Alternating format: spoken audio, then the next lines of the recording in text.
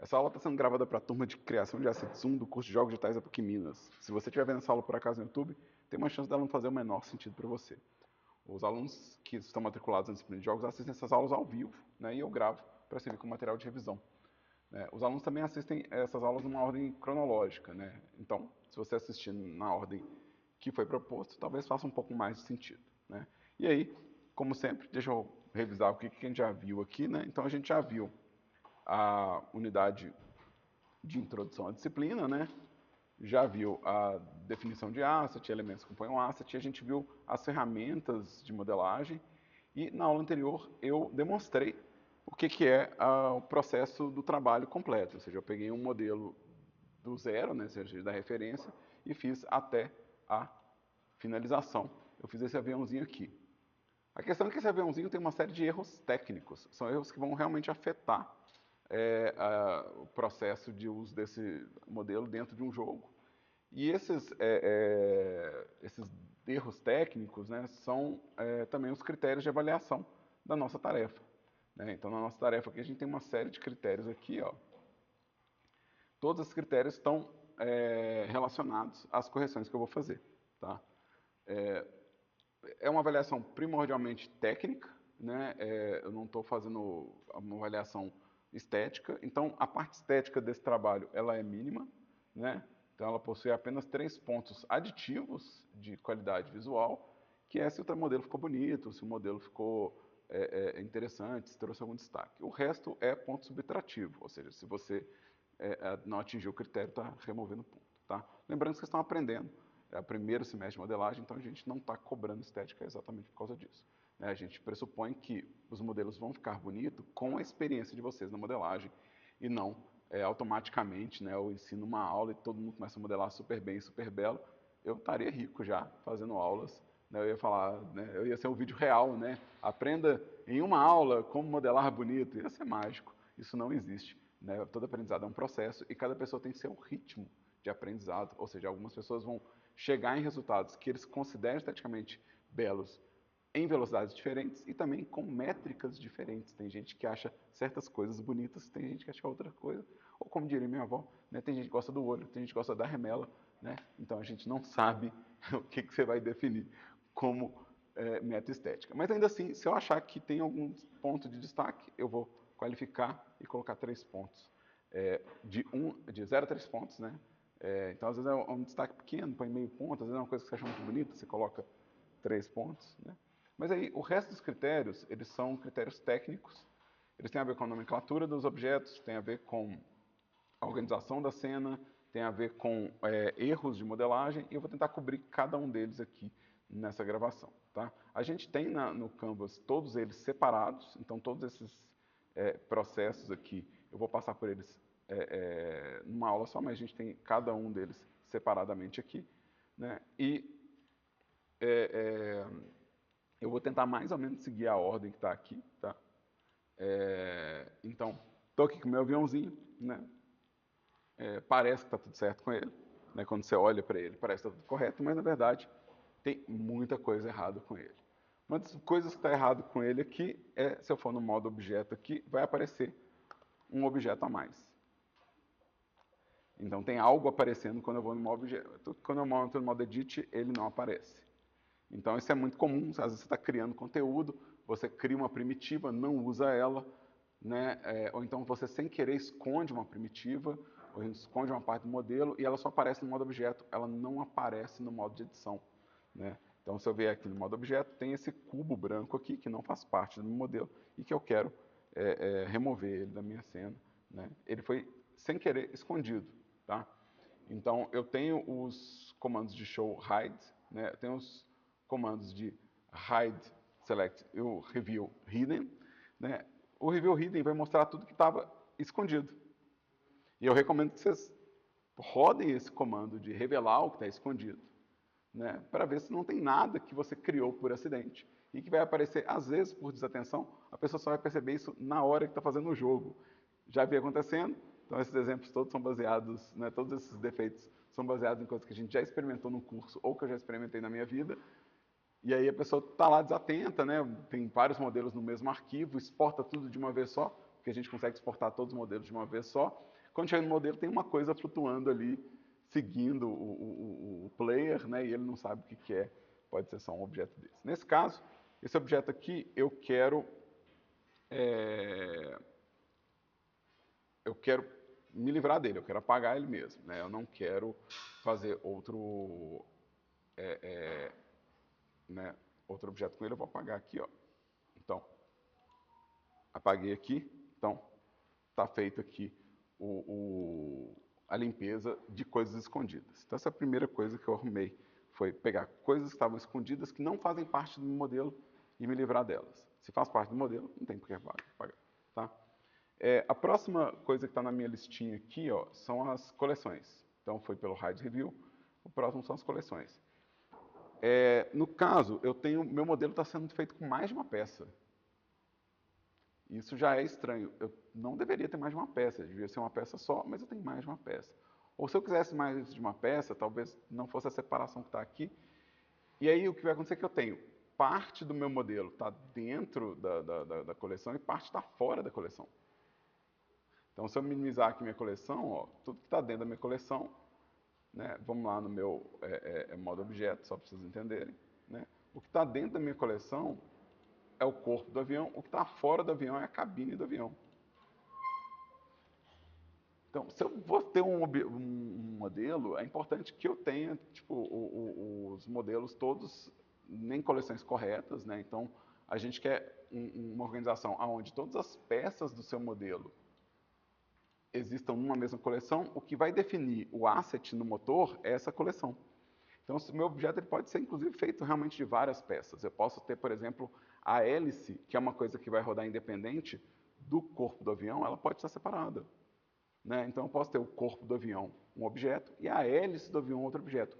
Que não é o que está acontecendo aqui. Aqui a cabine está num objeto e o resto do corpo está num objeto. Eu não sei o que eu vou fazer com isso. Eu vou ejetar o piloto, talvez, mas não tem função por enquanto. Né? E não tem por que isso estar fora. Se eu exportasse esse modelo, eu ia ter um FBX do avião, né, um arquivo de manipulação com o avião e outro com a cabine. Não ia fazer sentido para o jogo. Então, se eu quero mandar o meu avião como uma peça inteira para o jogo, eu quero então todas as peças na mesma coleção. Certo? A coleção tem que ter o nome do objeto que eu quero e todos os objetos têm que ter o nome também que seja fácil de identificar. Então, aqui, ó, a nomenclatura desse modelo aqui não deveria ser Cube, mas deveria ser BD. E se eu quisesse realmente essa cabine separada, talvez eu quisesse colocar BD, sei lá, não sei como é que chama cabine, eu vou colocar qualquer palavra aqui que eu acho que está certo. Depois o tradutor me corrige, ou algum aluno que sabe o nome da cabine me corrige, né? Mas eu nomearia de forma correta. Qualquer coisa fora do padrão de nome também complica. Número não, a gente não utiliza, porque número, toda vez que você duplica um objeto no motor de jogo, ele vai numerar. Então, um objeto que tem um final de número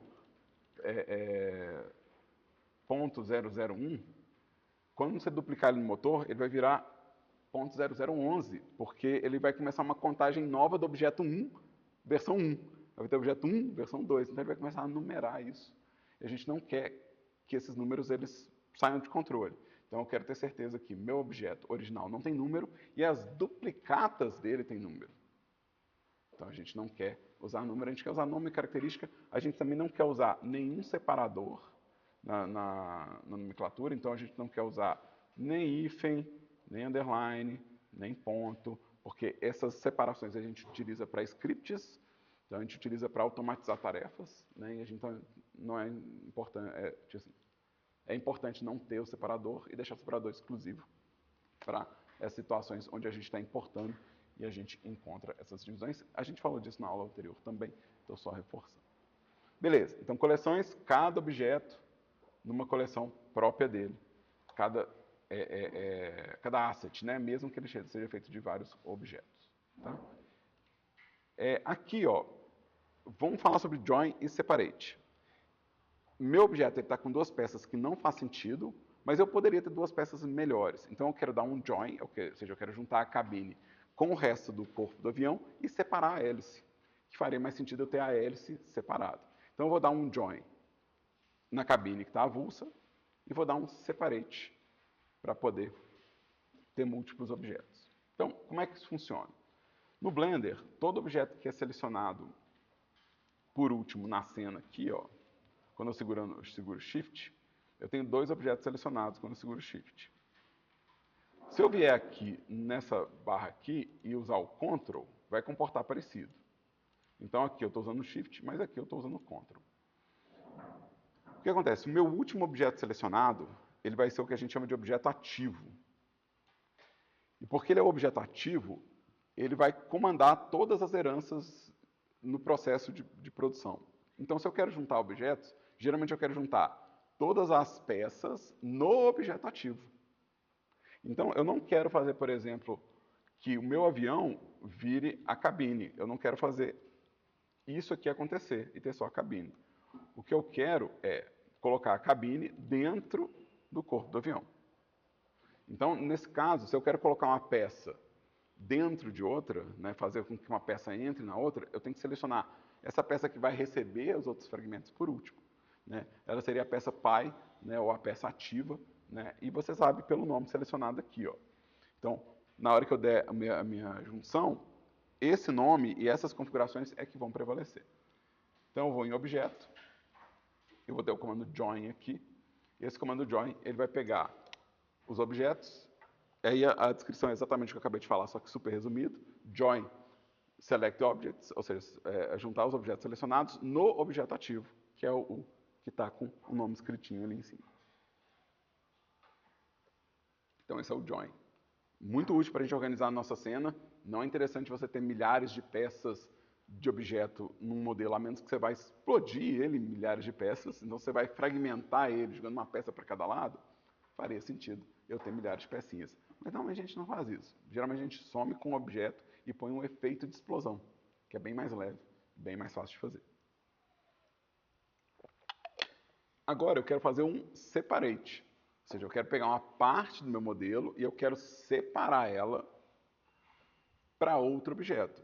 E eu quero fazer isso com a hélice porque eu quero que a hélice fique girando no jogo independente do movimento do aviãozinho. Então eu vou querer que ela tenha a própria origem dela. Né? Para que eu quero separar? Porque cada objeto aqui ó, vai ter as próprias configurações né, de rotação, né, de posição. Né? Então eu quero que cada uma dessas peças elas tenham a sua própria origem. Ou seja, se eu girar aqui agora o meu avião, todo mundo gira junto. Então eu quero que a hélice gire de forma independente. Tá? A hélice gire de forma independente. Por isso, eu vou querer separar a hélice. Né? Eu vou separar a hélice aqui. Você pegar todas as partes que fazem parte da hélice. Tá? Então todas as partes fazem parte da hélice. E aí eu quero pegar essa malha e eu quero fazer uma separação dela. Então eu quero um separate. E aqui eu tenho a opção de separação por seleção. Tá? Ele tem outras formas de separar. Né? Ele pode separar por material ou por peças soltas. A gente ainda não chegou em material. A gente vai chegar em material no próximo unidade. Né? Então não teria como eu usar isso. E por partes soltas, ele separaria cada pedacinho encaixado no modelo novo. Fica meio massivo. Eu não sei se eu quero isso. Né? Então eu quero fazer o quê? Eu quero separar só a minha seleção. Tá? E aí, como eu separei minha seleção, eu quero que minha seleção tenha um nome. Né? Eu não sei como é que chama hélice. Estou batizando aqui com algo que eu acho que é. Então agora eu vou poder mexer isso aqui independente do avião. Então faz sentido essa separação, porque um vai ter uma animação e o outro vai ter uma animação diferente. Então isso aqui faz sentido. Eu posso inclusive falar que a hélice é filha do avião. Né? Tem como arrastar isso aqui, ó, e ele vai falar que se eu apertar Shift, ele vai fazer o que a gente chama de parentesco. E aí vai ficar um subordinado ao outro. Não é obrigatório fazer isso no Blender, mas eventualmente vocês vão ver que vocês vão ter que fazer isso na Unity para uma série de objetos. E no Blender a gente vai ver isso na unidade 4, se eu não me engano, a gente vai ver como é que a gente usa parentesco ainda esse semestre. Mas se tiver assim, não é um problema, tá? Se tiver assim também eu vou separar aqui o Shift.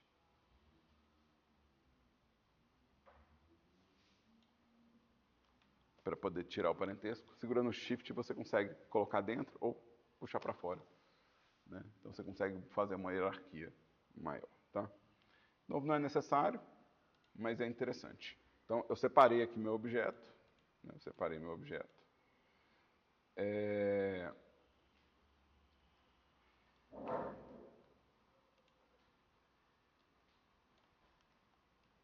Então, até aqui, tá? Tá ok. Agora, eu quero ajustar a origem. O que acontece? Se eu girar minha hélice agora aqui, ó, ela não está girando por onde ela deveria. Mesma coisa meu avião, ele não está girando por onde deveria. Isso acontece porque a origem do objeto está aqui. Então, meu objeto está aqui e a origem está ali. Isso não vai me ajudar muito a poder fazer com que a hélice gire em torno do próprio eixo. E nem meu avião, né? Meu avião também eu quero que ele gire em torno né, do centro de massa dele, ou alguma coisa assim. Então, deixa eu ajustar a origem, ou seja, eu quero que a origem do objeto venha para cá. Né? Vou começar pela hélice.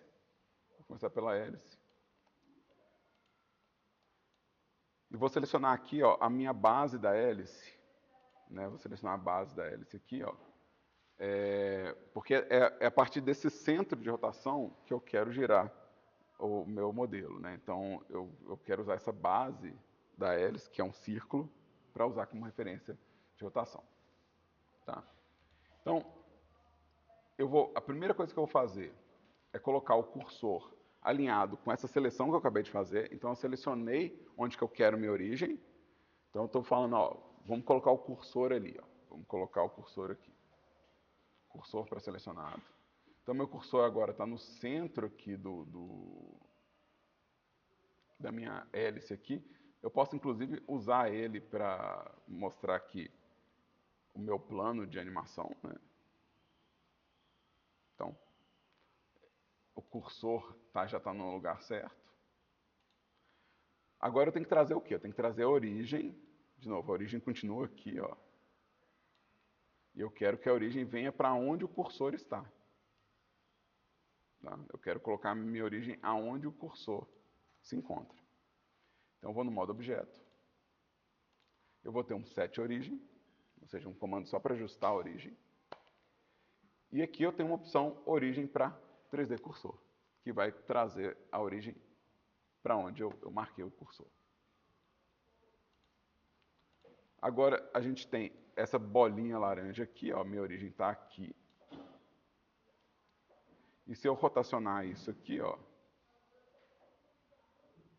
então agora eu posso lá no motor deixar a minha hélice girando, né?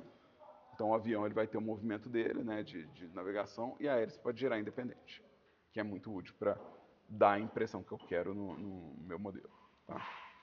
Quero fazer a mesma coisa com o meu avião. Posso fazer o mesmo processo, escolher uma parte do modelo, e alinhar o cursor a essa parte, depois fazer essas medidas, mas é interessante observar que o set origem ele tem algumas opções automáticas. Ele tem como mandar a geometria para a origem, que vai levar a origem lá para, né, vai levar o modelo para onde está a origem.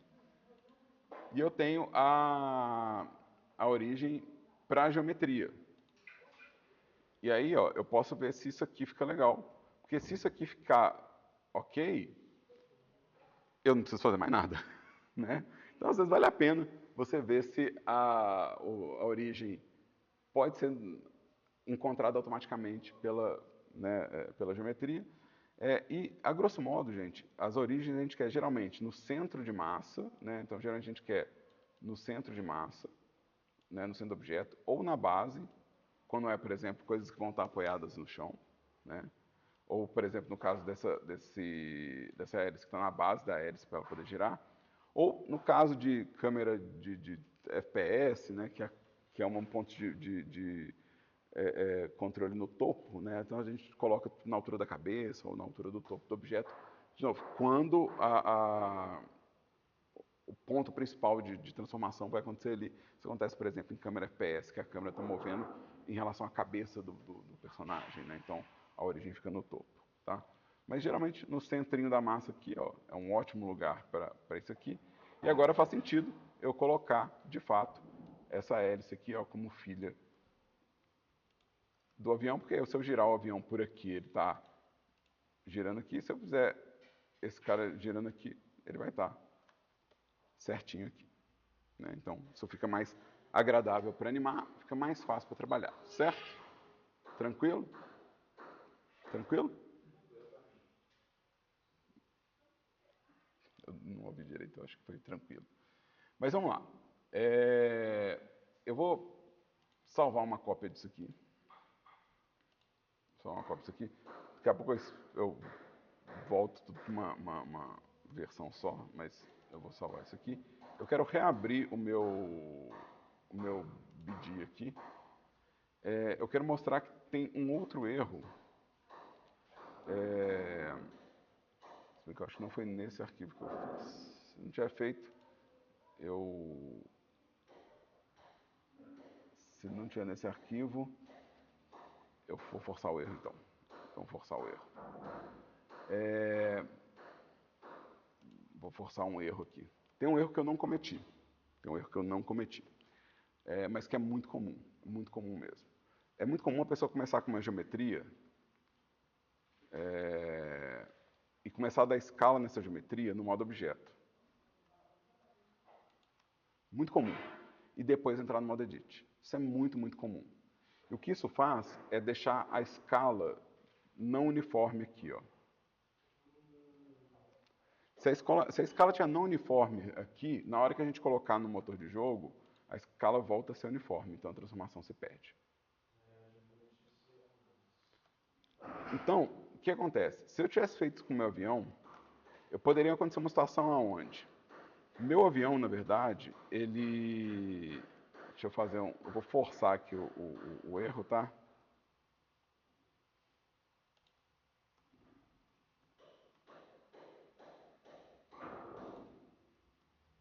Então, aqui o avião parece às vezes normal, mas quando você vai para o motor, ele está todo distorcido.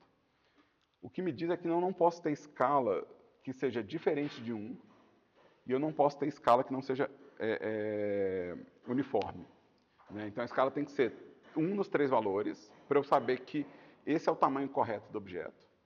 E ela não pode ser diferente entre si, né? Ou seja, eu não posso ter uma de escala em 3, uma 0.3 e uma 1 igual aqui. A escala tem que ser uniforme em 1, tá? E a rotação, mesma coisa. Então, se eu girar o modelo aqui, sei lá, e eu arrumar no modo objeto, não é a realidade do meu objeto que eu estou vendo. Eu estou vendo um objeto que, na verdade, a pose de repouso dele seria isso aqui. Então, esse aqui que é o tamanho real do objeto que eu estou mexendo. Então, toda vez que ele limpar a transformação no motor, vai distorcer desse jeito. Não é nem um pouco ideal isso, tá? Então, se seu objeto tiver visualmente... Eu já tinha uma versão arrumada. Se seu objeto estiver visualmente do jeito que você quer, ou seja, esse aqui é o jeito que eu quero ele visualmente. Mesma coisa vale para a hélice. Isso é visualmente o que eu quero. Está do jeito que eu quero visualmente. E o valor que estiver irregular, a gente consegue dar um apply. A gente tem um apply de rotation e scale. Eu não preciso aplicar a posição, tá? Aplicar a posição vai só mudar a origem de lugar. Então não preciso aplicar a posição. Eu quero aplicar a rotação em escala, tá? Então, assim que o meu modelo estiver visualmente do jeito que eu quero aplicar rotação em escala. Para tirar as deformações que tenham em x, y, z na escala, em x, y, z na rotação. Tá? Então eu quero aplicar nesses dois valores. Isso é bem importante. Tá? Eu quero que a minha pose de repouso, né, represente isso aqui. Só que eu tenho uma outra questão aqui, que vai além da deformação. Também tem a ver com o tamanho do objeto. Eu nunca medi esse avião. Eu não sei qual que é o tamanho desse avião. Então esse avião pode ter, né? Então vamos supor que eu estou, né? Vamos dar um exemplo bem comum. A galera modelar a coisa, né? Tipo, tá no Blender, né? Põe na visão de topo, põe na visão de frente. E é muito comum uma pessoa, ela... Gente, eu estou aplicando automaticamente as minhas transformações. Por quê? Não, eu sei que eu liguei isso numa opção para... Eu liguei essa opção um outro dia numa aula, eu vou ter que desligar depois. Eu tô automaticamente, ele está aplicando para mim as coisas. Não, beleza. É porque eu estou no objeto errado. Eu estou no filho. Eu estou no filho, é por isso. Eu estou com o filho selecionado. Então é por isso. Eu estou com o filho selecionado. O filho ele é sempre subordinado, né? Então eu não estou vendo as alterações aqui. Mas vamos lá. Eu não sei qual é o tamanho desse objeto.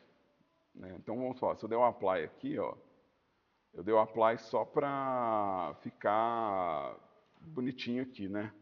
Mas eu não sei a dimensão desse objeto. Eu não sei se o objeto está gigante, se ele está pequeno. Eu não sei as medidas dele. E aí as medidas, elas não aparecem aqui porque as medidas dependem do seu mundo. Medida é relativo. Medida não é um valor absoluto. Medida é só pensar que a gente tem polegada e metro. Se a minha medida é em metros, ela é diferente de alguém que está fazendo medida em polegadas. O valor é diferente.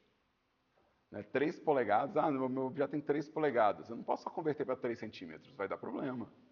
Né? Então, a gente, por padrão, o Blender vai ter na cena as unidades em metro. Então, o padrão dele é em metro. Graças a Deus. Que é muito mais fácil para a gente não tem que mexer na cena. Mas, isso quer dizer que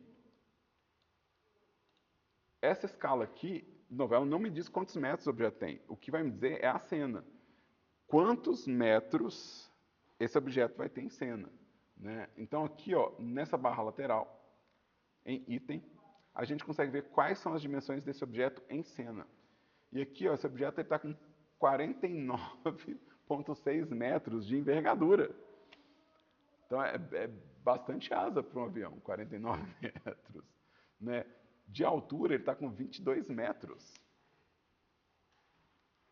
Meio muito para um avião. Né? Isso é maior que um prédio. Né? Então esse avião está gigantesco. Eu não sei qual é o tamanho desse avião. Eu consigo pesquisar isso na internet, consigo achar esse valor. E, de novo, o ideal é que eu faça uma medida que seja mais próxima da realidade. Porque a física do jogo vai afetar também. Se eu for usar a física num jogo e eu estiver usando um objeto que é muito pequeno, ele vai ser disparado como se fosse um objeto leve na física de um motor. Se eu fizer um objeto que é muito grande, ele vai ser considerado pesado na física de um motor. Isso vai afetar a física dele. Então eu quero que esse objeto tenha um tamanho mais aproximado com o real. Então, eu sei que o tamanho desse objeto vai ser uma envergadura em torno de 6 metros, tá? Isso é uma coisa que eu já fiz em outros aviões, tá? Eu sei que ele vai ter uns 3 metros de altura, ele é bem alto mesmo, né? E quando eu tiver com esse tamanho, eu vou querer aplicar mesmo a minha escala. Ou seja, eu quero que esse tamanho que eu defini aqui de 6 metros, ele seja a escala de 1. Né? Vamos pensar assim, eu tenho 1,80 m, eu sou uma pessoa que tem 1,80 m. Quantas vezes eu tenho 1,80 m? Uma vez só. Então é isso que a escala representa. A escala está falando quantas vezes eu tenho o meu tamanho. Se sua escala ela é diferente de 1, então você está falando que o objeto está ou o dobro do tamanho, ou o triplo do tamanho, ou metade do tamanho, e não está no tamanho real dele. tamanho real dele vai ser só quando eu colocar na escala de 1. Por isso que é importante que o valor seja ele seja não só uniforme, mas ele seja uniforme em 1. Tá? Porque isso não está me entregando o tamanho real do objeto. Se vocês entregarem qualquer valor diferente disso, eu vou resetar, e aí quando eu resetar, é aí que eu vou ver o tamanho real do objeto. Não é legal. Tá? Então, rotação em 0, escala em 1. Eu vou dar um apply aqui. Ó. Agora eu estou aplicando as dimensões. 6 metros, 4 metros e 2,7 metros é o tamanho. Na hora que eu der um apply aqui, ó, rotation scale, esses valores aqui não mudaram, mas a minha escala agora ela é uma escala de 1. Ela não é uma escala de 0,125 igual estava antes. Vamos fazer aqui para vocês verem, 121. Então, objeto, apply, rotation scale. E aí, uma escala de 1. Então a gente quer um objeto com esses valores aqui uniformes. Foi o que eu fiz aqui. Eu apliquei as dimensões, escala e rotação. Tá? Agora vamos procurar vértices duplicados no meu modelo. Quando eu estava modelando, eu dei uma série de extrudes. Uma série de extrudes. Foi dando extrude para poder fazer um modelo, né? Dei uma série de extrudes. Só que com frequência, na hora que eu dou extrude, às vezes eu esqueço que se eu não quero aquele extrude, eu preciso dar Ctrl Z nele. Se eu der ESC, eu não estou cancelando o extrude, eu estou cancelando só um grab. Toda vez que dá extrude, vem com um grab junto. E esse erro aqui é muito comum. Você ter um vértice que é, na verdade, uma sobra.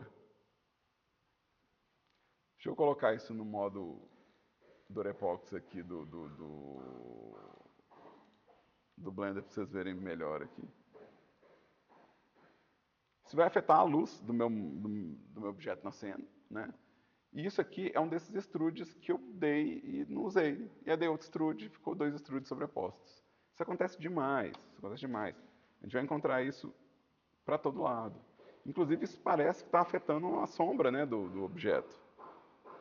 Porque, de repente, a face fica mais escura. Então, isso não é legal. Graças a Deus, para limpar vértices duplicados que estão sobrepostos, a gente tem um recurso rápido e fácil. Tá? Eu vou, para cada peça que eu modelei, né, eu posso selecionar mais de uma. O que eu não quero é selecionar peças que estejam encostadas uma na outra. Tá? Eu quero pegar peças que não estejam encostadas uma na outra. Então, vou pegar essas peças aqui. Vou pegar essas daqui também. Então, eu peguei várias peças que não estão encostadas uma na outra. Eu vou dar o comando, é um comando que eu já passei para vocês, que é o comando de merge por distância. Se eu pedir merge por distância, tudo que tiver sobreposto, ele vai juntar. Então, ele vai misturar tudo que está na mesma posição ali da minha cena.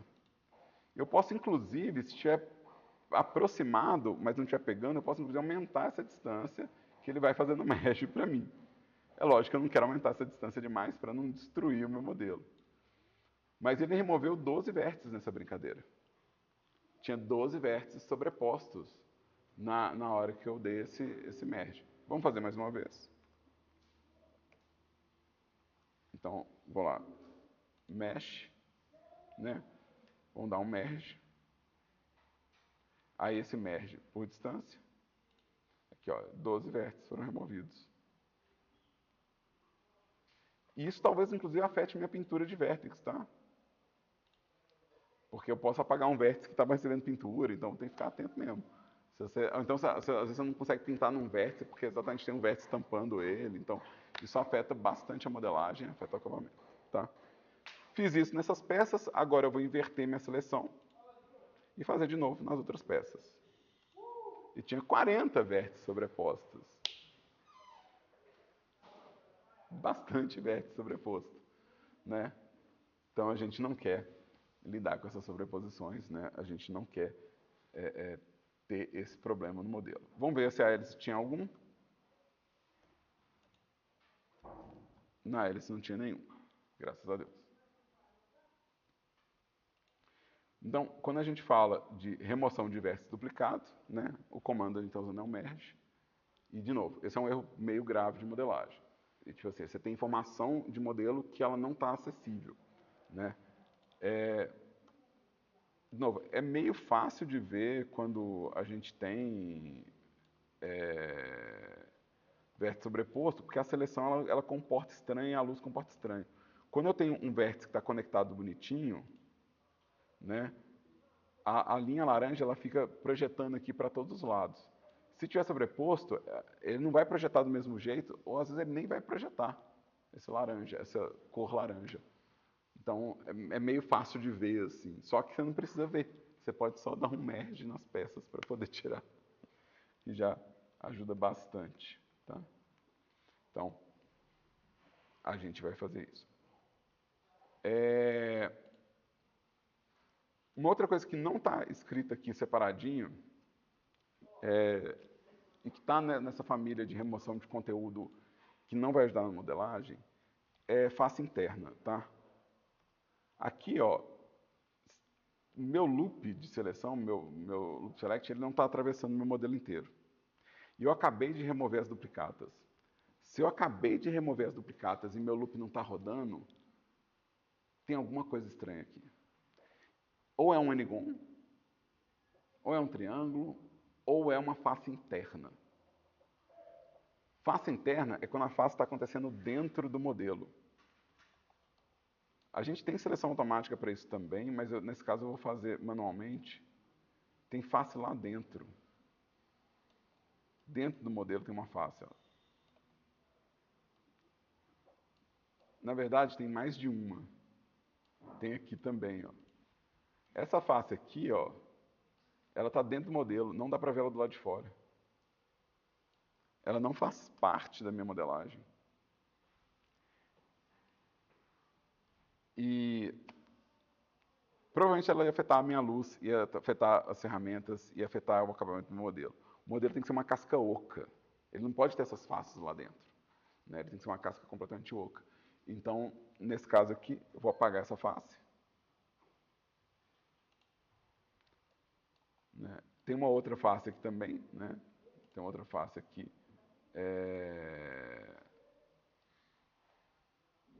E aí eu selecionando ela, ó, fica uma linha selecionada aqui, mas como é possível selecionar essa linha, né? E aí quando a gente vai na seleção de vértice, parece que está tudo certo. Ela é muito invisível, né? A gente tem seleção, tem interior faces, tem a seleção de faces interiores, tá? Então existe uma seleção específica para a gente achar essas faces interiores, tá? Então é só vir em select, all by traits, interior faces. E ele vai pegar exatamente as faces que estão nessa circunstância, tá? Aí você vai conferir antes de apagar se é isso mesmo. Se você quer apagar, não sai apagando sem conferir primeiro, não.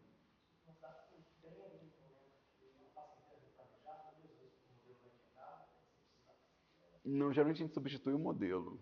Geralmente a gente substitui o modelo. Não existe necessidade para uma face interna, né? Porque não tem nenhuma situação onde essa face está sendo vista. Então, não, se eu vou trocar para um modelo que vai quebrar, é mais fácil eu fazer um modelo quebrado, porque eu vou ter muito mais liberdade para quebrar e destruir ele.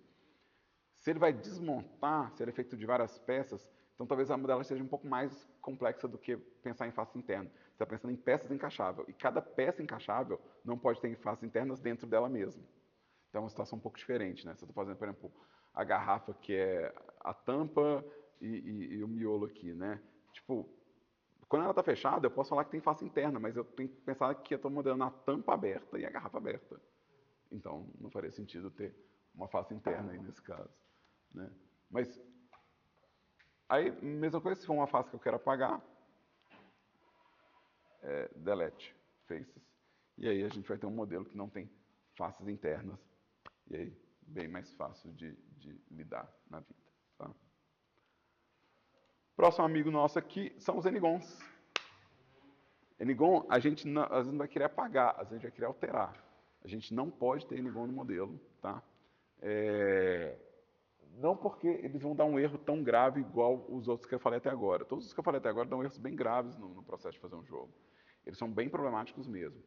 O Ngon está numa área meio cinzenta, assim. Você pode mandar modelo a vida inteira lá e nunca dá erro.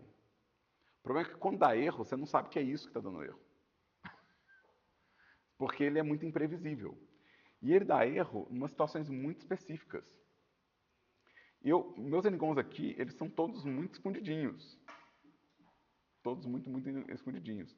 Mas deixa eu demonstrar aqui, com o cilindro, o que é um problema de Ngon, só para vocês entenderem o que é o problema. Se você tiver qualquer leve deformação na sua superfície, qualquer leve deformação assim, o computador não sabe como ele tem que dividir essa face. E lembra, o computador sempre vai dividir tudo para triângulo. Ele não sabe se ele tem que dividir essa superfície aqui, ó. Tá vendo? Vocês conseguem ver? Deixa eu puxar mais um zoom aqui. Vocês conseguem ver que na hora que eu vou subindo aqui, aparece essa face aqui, ó. Essa face não existe. Se eu tivesse feito isso aqui com um triângulo, por exemplo, essa face não existe. Essa face está acontecendo porque o computador acha que tem que cortar esse Ngon aqui, ó.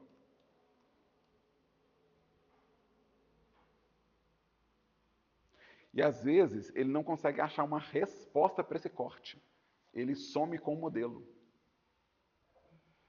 O modelo fica invisível, porque ele não consegue achar uma solução. Porque lembra, o computador ele vai cortar tudo para triângulo. Na hora que chegar lá no software, ele vai cortar tudo para triângulo.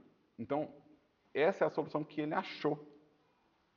Se eu queria aquela face, eu perdi ela. Então, a parte do design desapareceu, uma parte da silhueta desapareceu. Então, o Ngon é muito perigoso. Ele gerar um resultado completamente imprevisível. E quanto mais arestas ele tiver, mais complicado fica para você pensar como que ele vai distribuir esse triângulo. Então, melhor que a gente nem tenha. Ele é tão imprevisível que é melhor que a gente nem tenha. E aí vira um critério de avaliação. Tá? Opa. Deixa eu desfazer aqui.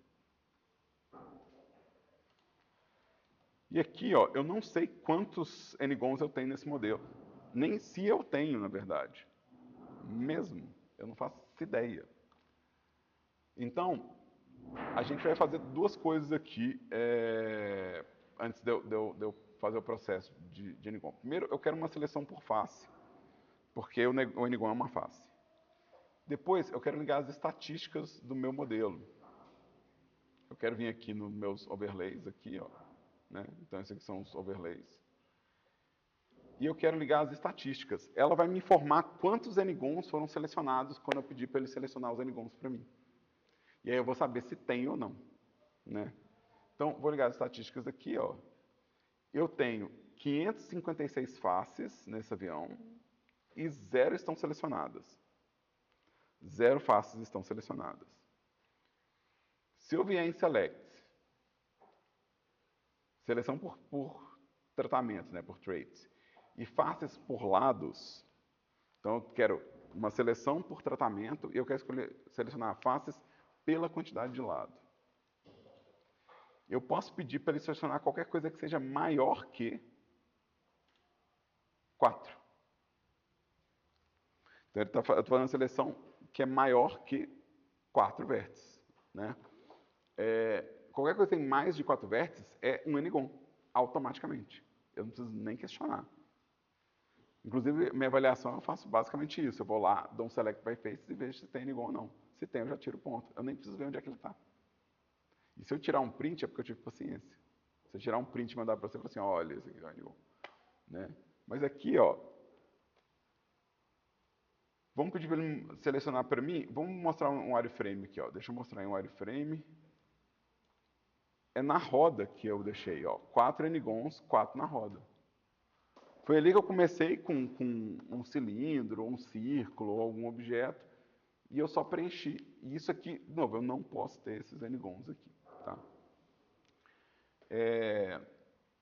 No caso, eu posso cortar isso do jeito que eu quiser, né? Eu vou selecionar minha roda aqui, ó. Vamos esconder o resto aqui, hide. E vamos fazer sem perspectiva, que fica mais fácil dar o zoom. Então aqui, ó, tem várias formas que eu posso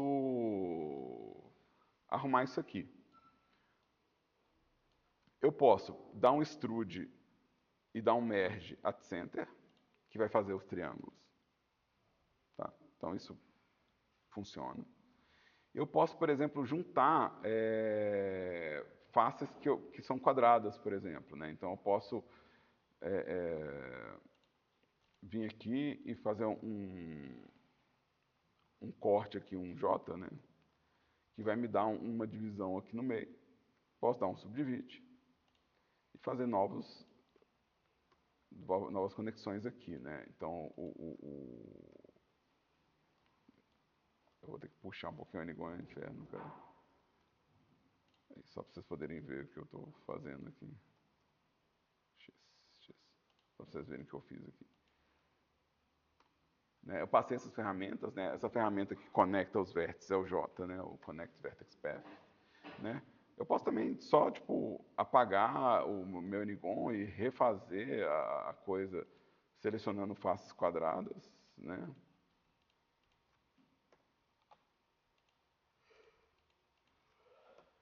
Todas as formas são interessantes e nenhuma delas é N-gon. Tá? Aí depende muito qual design que você quer ter na coisa. Eu gosto, nesse caso, da calota, específico da calota, né? Eu gosto da ideia de fazer o triângulo, porque o triângulo ele vai permitir que eu faça dê uma puxadinha na calota e deixe ela mais arredondada. Então, é uma coisa que eu acho interessante. Eu travei meu Blender. Aconteceu antes. Olha só. Olha que lindo. Vou fechar ele. Eu vou fechar ele aqui. Vamos abrir ele de novo. Deixa eu dar o meu recover. Alt save. Então eu tenho um alt save hoje de 4 e 4, né?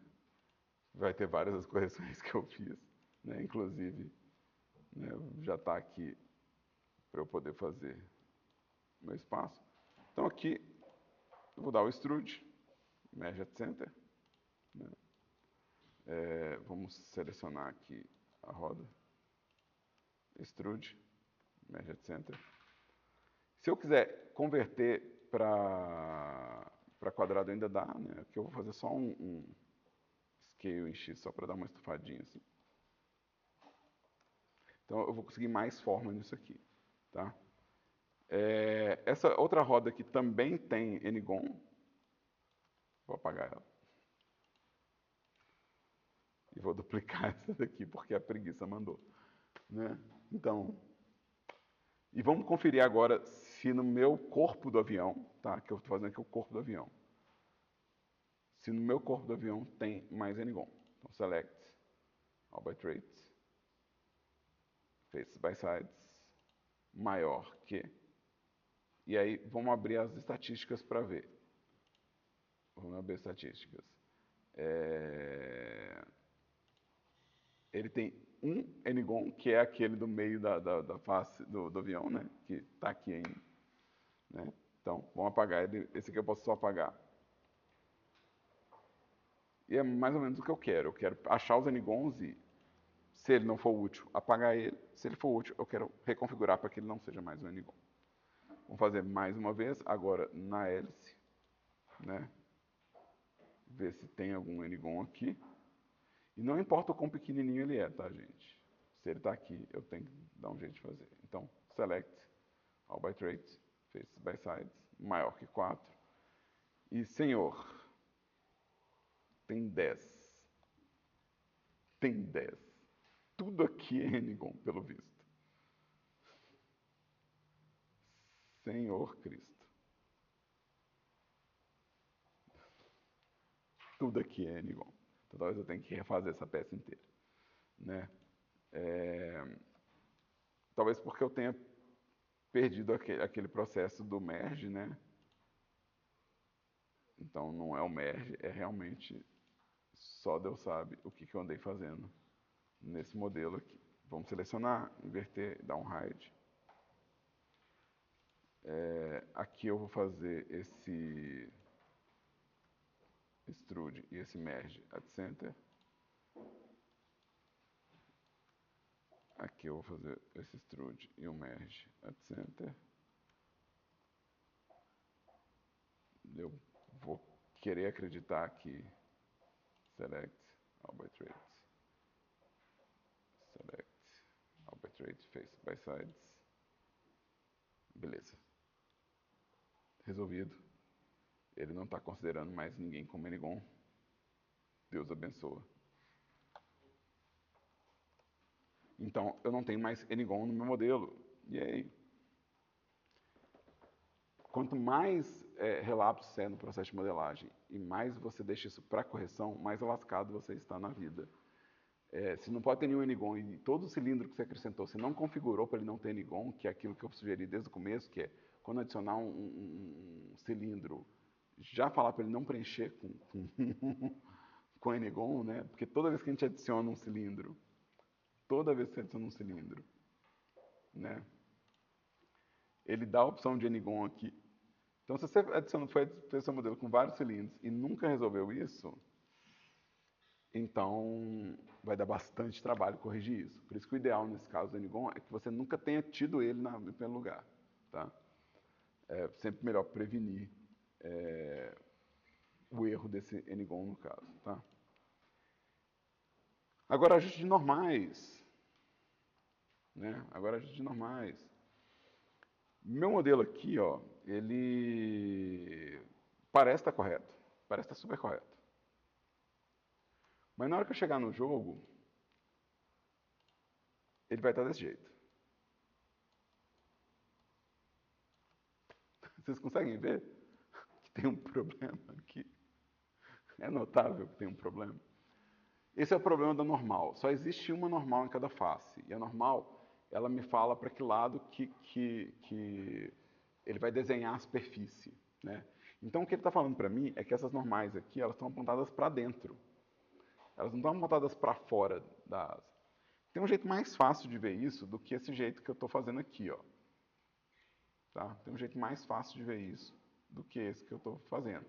O que eu fiz aqui foi o backface culling. Ele vai me dar uma prévia de exatamente como o modelo comporta no motor 3D. Mas para mim, é melhor que eu use um overlay de orientação de face, que vai pintar de vermelho o que tiver com a normal virada na direção oposta a mim. Então, azul são as normais que estão viradas para o meu campo de visão. E vermelho é o que está virado oposto ao meu campo de visão. O que isso quer dizer? Vamos lá. Se eu entrasse dentro desse avião aqui, ó, se eu entrar dentro dessa peça aqui, ó, vai ficar tudo azulzinho. As normais dessa peça estão viradas para dentro. É assim que a gente faz, na verdade, cômodo. Se você está fazendo um cômodo, as paredes têm as normais viradas para dentro. Né? Se você está fazendo o prédio, né, no meio da rua, as normais estão viradas para fora. Né? E geralmente a gente faz, né, meio que desse jeito mesmo. Então, o que eu quero? Eu quero pegar todas essas peças que estão com essa cor vermelha, né? Todas as peças estão com a cor vermelha. Tá? Ou todas as faces que estiverem vermelhas, ou todo pedaço do seu modelo que estiver vermelho. Tá? E eu vou no menu de normais. Você está vendo que para tudo que eu estou falando de defeito tem um menu próprio assim, que vai me ajudar a resolver o problema. Tá? E tem um primeiro comando, que é o comando flip, que vai virar as normais para mim. É simples assim. Você tem um comando de normais que fala vira normal para mim. Simples desse jeito. E é tudo isso que a gente precisa. Se você viu uma face que está vermelha, aonde você, não, peraí, essa face não deveria estar vermelha, ela deveria estar azul, eu deveria estar vendo ela azulzinha, você seleciona essa face e dá um flip. E lembra, meu modelo tem que ser uma casquinha, né? Se é meu avião, ele tem que ser uma casquinha azul aqui, ó. Eu tenho que ver ele todo, né, com as normais apontadas aqui para mim. A hélice é a mesma coisa, tá?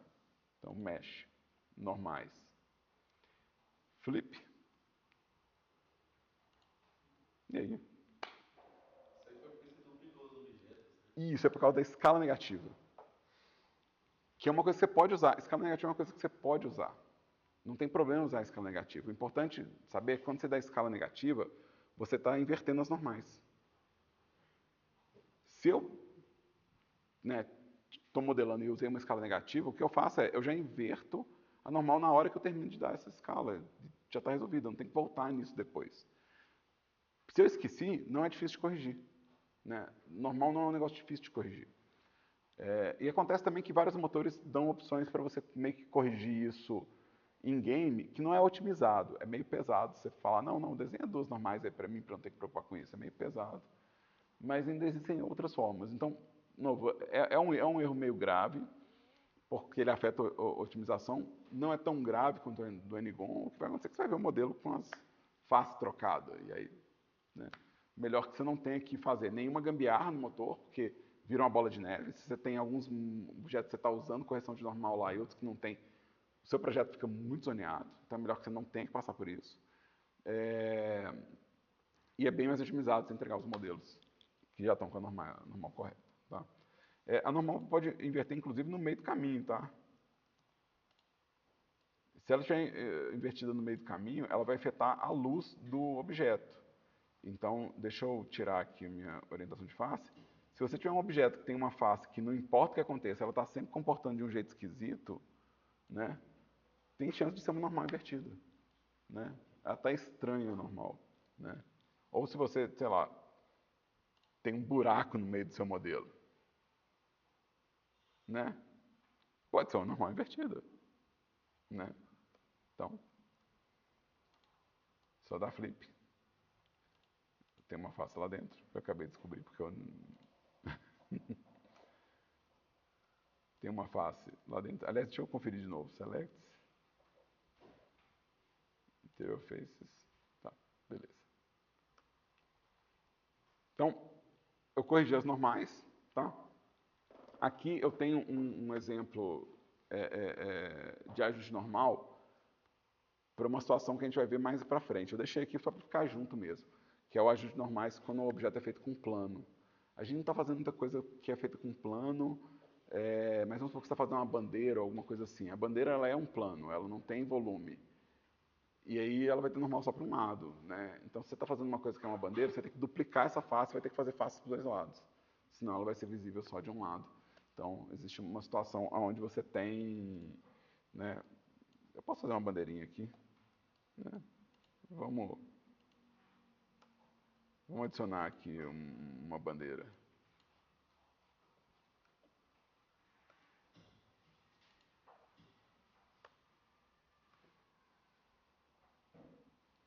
Y90. Vamos fazer uma bandeirinha de propaganda.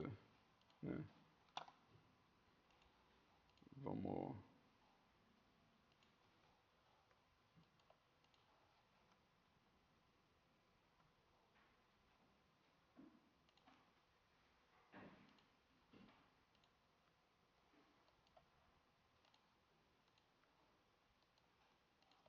Então,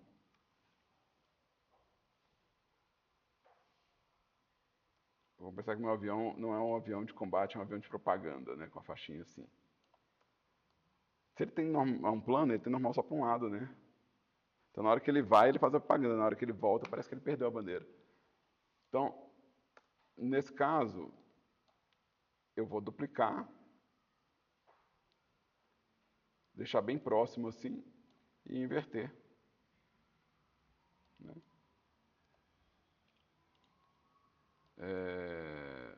Para ele ter a bandeira dos dois lados. Tá?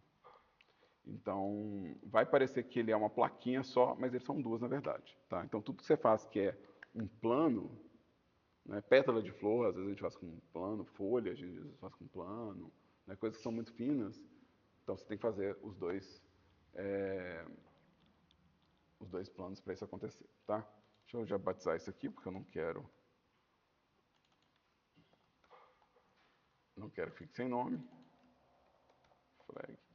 E já deixa eu colocar ele como filho desse cara aqui. Né? Aí eu posso fazer ela balançando de um jeito diferente. Né? Tem uma bandeirinha aqui agora, ganhei isso de brinde. Agora, a gente tem uma outra questão. Tem a ver com o meu trabalho, que é, eu fiz um modelo, né? São 10. Mas eu fiz mais modelos, eu fiz em outros arquivos. Como é que eu trago o arquivo que eu modelei, que está em outro blend, para esse blend? Porque se eu quero fazer meu kitzinho de peças para um jogo, isso é uma boa prática, na verdade. Você ter o pack de assets num único arquivo de Blender. Não todos os assets de um jogo, mas os packs que fazem sentido. Então vamos supor que tudo que envolve batalha no meu jogo, que é os aviões e os power-ups, eu quero deixar no arquivo só. E tudo que envolve cenário eu quero pôr em outro arquivo.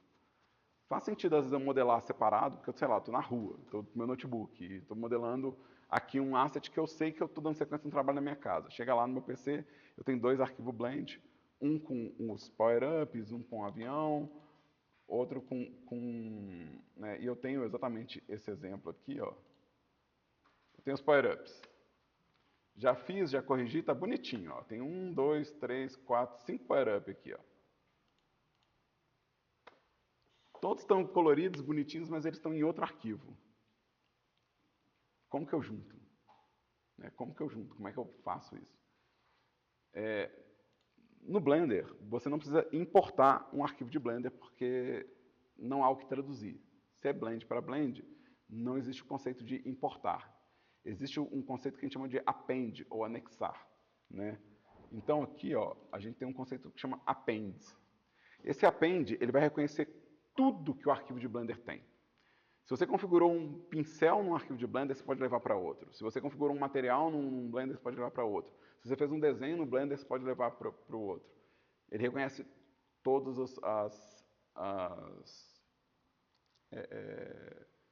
todos os aspectos de um arquivo Blend. Tá? No meu caso, o que eu quero dar append é das coleções, porque eu organizei elas.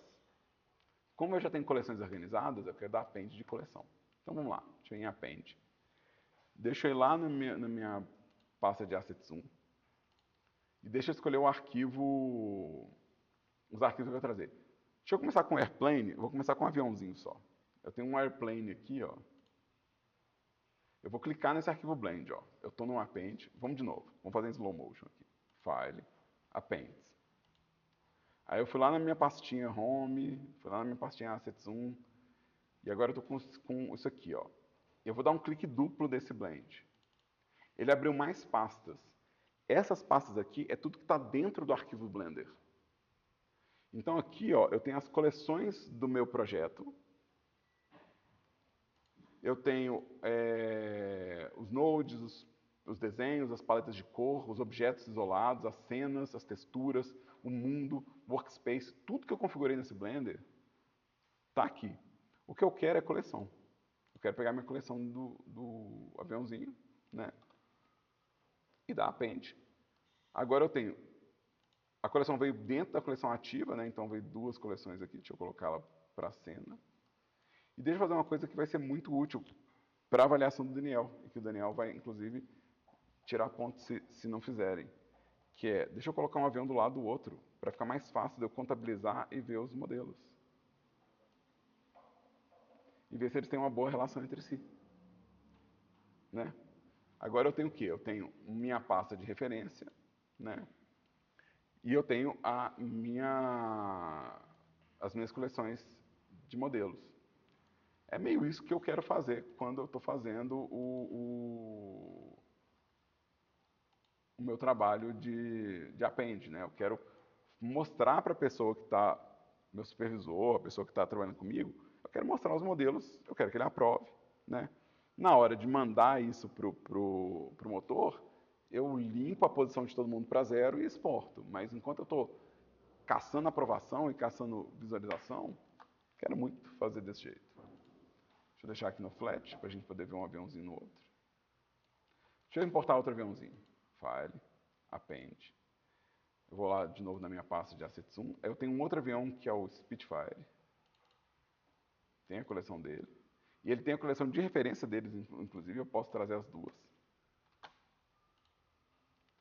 E aqui, ó, eu tenho 2 coleções de referência. Eu não quero 2 coleções de referência, eu quero jogar todas as minhas referências num lugar só, né? Então tem as minhas referências aqui e tem as coleções dos objetos aqui. E aqui, ó, dá para ver a questão da escala, ó. Quando você traz objetos, você fala, opa, esse avião está muito maior que os outros. Deixa eu arrumar ele, né? Então, deixa eu vir aqui, ó, e colocar ele num tamanho que faça mais sentido com os outros. E deixa eu dar meu apply aqui, ó. Apply, rotation scale. E aqui, ó, eu tenho minhas referências estão todas aqui, ó. Não tá bonitinho, não. Deixa eu passar. Essa daqui, na verdade, ela tinha que estar... Essa referência do Spitfire tinha que estar atrás do Spitfire, mas acho que dá para entender, né? E essa daqui era melhor que tivesse aqui. Aliás, mais legal ainda, se eu puder fazer, tipo, um pouquinho de comparação assim, ó, né? Tipo, a referência ficar recuada em relação ao objeto, né? Deixa eu vir aqui. Deixa eu dar um append a mais objetos. Append. Vamos lá. Eu tenho meus power-ups. Está em ordem alfabética? Não. Está em ordem de alteração. Power-ups. Aí aqui mesma coisa, collection. Vou pegar todas as coleções e, importante, selecionar a coleção raiz antes de importar, né, antes de dar o append, né, para poder vir na coleção raiz. Senão ele vai aparecer como uma coleção subordinada. Deixa eu apagar essa daqui. Então, file, append, power-up, collection, append. Aqui, ó, meus power-ups são gigantes. Mas, pensando num jogo de tiro, talvez eles sejam gigantes de propósito, para a pessoa poder ver que coletou um especial. Então, esse objeto ele não é um míssil que o meu avião está disparando. Ele é um míssil que eu coleto para falar que agora o player pode disparar míssil, né? Essa bomba é a mesma coisa. Esse é o item que ele vai pegar para saber que ele pode lançar uma bomba. Essa caixa é a caixa que spawna item, né? Então é a caixa que ela não é uma caixa real, é uma caixa de eu tirar e spawnar item. Essa tábua é a tábua de animar pedaços de caixa voando para todos os lados. Eu não preciso ter vários pedaços na caixa. Eu preciso de um pedaço que eu vou lançar vários deles. Na hora que a caixa explodir, eu lanço vários desses pedacinhos. Vai parecer que a caixa explodiu. Eu não preciso fazer mais do que isso. E a estrela pode ser o quê? Sei lá, vida extra, né? Então aqui, ó, eu tenho... Quantos objetos? 1, 2, 3, 4, 5, 6, 7, 8. Faltam 2 para terminar meu trabalho. Olha que beleza. No caso, eu tenho mais modelos aqui, mas seria ideal que eu tivesse objetos que estivessem relacionados com a mesma dinâmica, com a mesma mecânica, ou com o mesmo conteúdo. Então, eu tenho terreno e eu tenho árvore.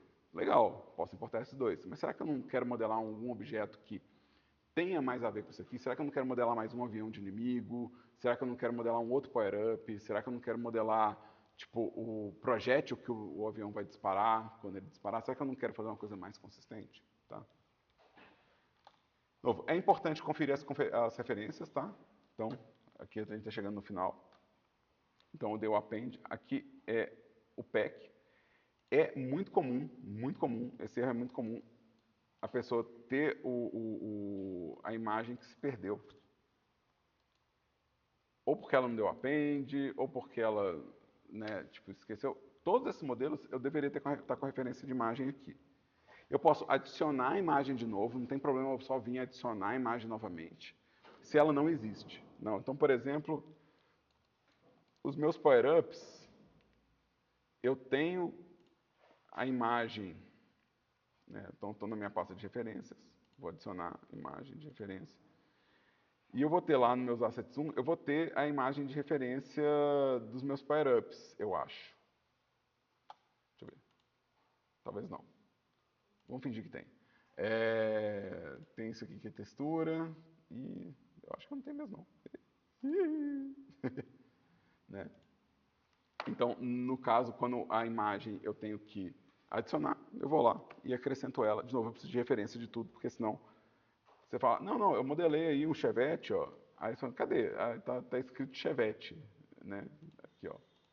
Chevette. Não, eu modelei um Chevette. Aqui o Chevette. Aí você fala, tá, mas que Chevette é esse que você modelou? Parece uma bomba. Então, para não ter esse tipo de conversa, do tipo, não, você tem certeza que isso é um Chevette? É legal ter referência para você mostrar, não, olha o Chevette que eu peguei, né? Aí se eu falar que tá discrepante, eu falo, não, não, pera, tá bem discrepante.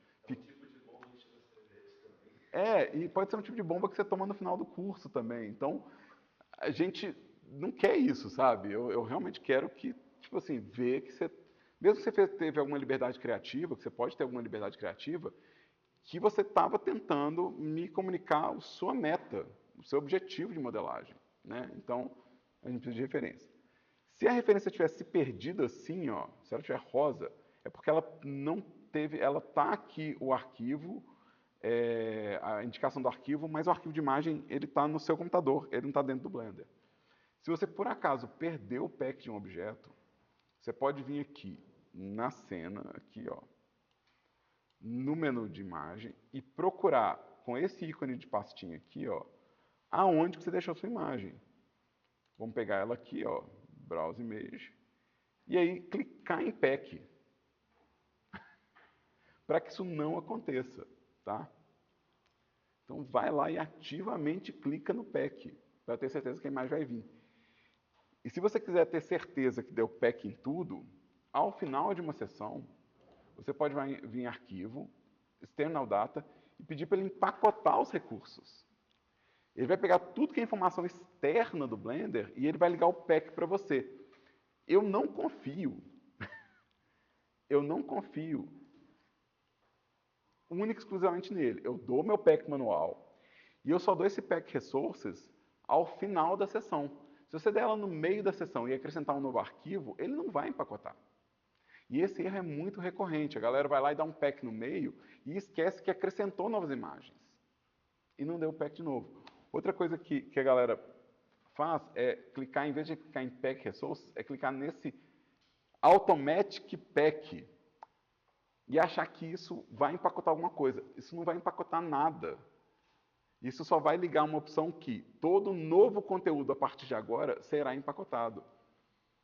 Ou seja, é uma coisa que se eu tivesse ligado no começo da minha sessão, talvez agilizasse o trabalho de pack. Mas ele tem que ser ligado antes de eu importar tudo.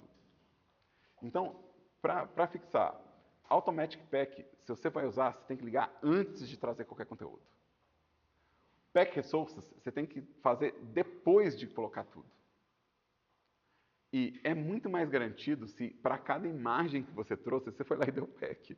Porque você está vendo onde está o pack. Você está vendo a caixinha. Você está vendo que ela está marcada. Então, é bem mais fácil. Tá?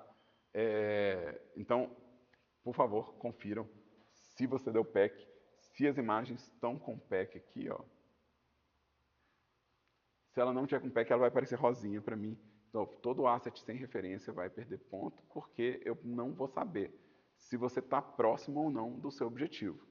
E eu não vou estar habilitado para avaliar ele. Então, eu não posso dar os pontos relativos àquele modelo. Tá? Então, eu preciso da referência. E eu preciso de um arquivo alinhadinho assim, ó. Os modelos todos um do lado do outro, todos com referência. Tá? Todos nomeados. Tá? Tudo nomeado seguindo padrão. Todo mundo na sua coleção. Tudo nomeado seguindo padrão. Tá? E nossa entrega aqui é só objeto e cor de objeto. A gente não está usando material, então nenhum objeto tem que ter material. Não tem textura, nenhum objeto tem que ter textura. Então, para aqueles que já estão mais avançados na disciplina e já sabem fazer essas coisas, lembra, a gente tem que comprovar que vocês entenderam essa parte através de um trabalho entregue. Se você entrega um trabalho que não está alinhado com o que foi passado na sala de aula, ele não qualifica, mesmo que o trabalho esteja excelente. É uma avaliação de compreensão de processo. Então, eu preciso que vocês entreguem um trabalho que esteja alinhado com isso aqui. Perguntas, pessoas? Ótimo, ótimo. Gente, a gente tem os critérios escritos da primeira avaliação. Vocês vão ver que são as coisas que eu falei em aula mesmo, tá? Eu tenho meu checklist de qualidade técnica que tem, inclusive, quantos pontos eu tiro para cada critério, tá? Então, quantos pontos eu estou tirando para cada critério. Isso não é para você falar, isso aqui eu não vou fazer, porque é pouco ponto, não é esse o objetivo, tá?